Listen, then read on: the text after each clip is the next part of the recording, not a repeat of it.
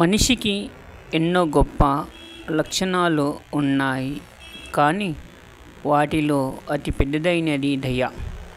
దయ అంటే ఎవరిని కనికరించటం కాదు, వారి బాధను మనదిగా భావించటం. ఇది కేవలం మానవత్వానికి మాత్రమే కాదు, భగవంతునికి చేరే మార్గానికి మొదటి మెట్టు.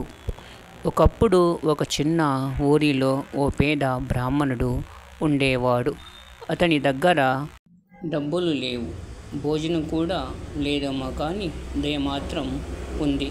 ఒకసారి ఒక కుక్క పీడకలతో బాధపడుతూ అతని ఇంటి ముందు పడుకుంది. చాలామంది చూసి దాన్ని పోయారు, కానీ బ్రాహ్మణుడు మాత్రం కుక్కను ఇంట్లోకి తీసుకొని పచ్చటి ఆకులతో పట్టి పోషించాడు. కొన్ని రోజుల్లో అది కోలుకుంది, వెళ్ళిపోయింది. 6 ఏళ్ల తర్వాత అదే బ్రాహ్మణుడు అడవిలో కలతతో తిరుగుతుండగా ఒక పులి ఎదురైంది. కానీ ఆశ్చర్యంగా పులి దూకలేదు, కన్నీళ్లతో చూస్తూ వెళ్ళిపోయింది. ఆ బ్రాహ్మణుడికి వెంటనే గుర్తొచ్చింది, అదే కుక్క ఇప్పుడు పులిగా జన్మించింది. దయకు ఫలితం ఏ రూపంలో వచ్చినా అది మనల్ని రక్షిస్తుంది.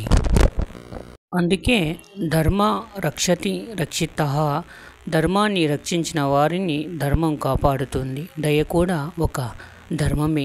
ఈ కాలంలో మనం విజ్ఞానం, డబ్బు, ప్రతిష్ట అన్నీ కూడగట్టుకుంటున్నాం, కానీ ఒక దయ మిగిలిపోతుంది. దయ ఉన్న మనిషి నిజంగా భగవంతుడికి దగ్గరవుతాడు.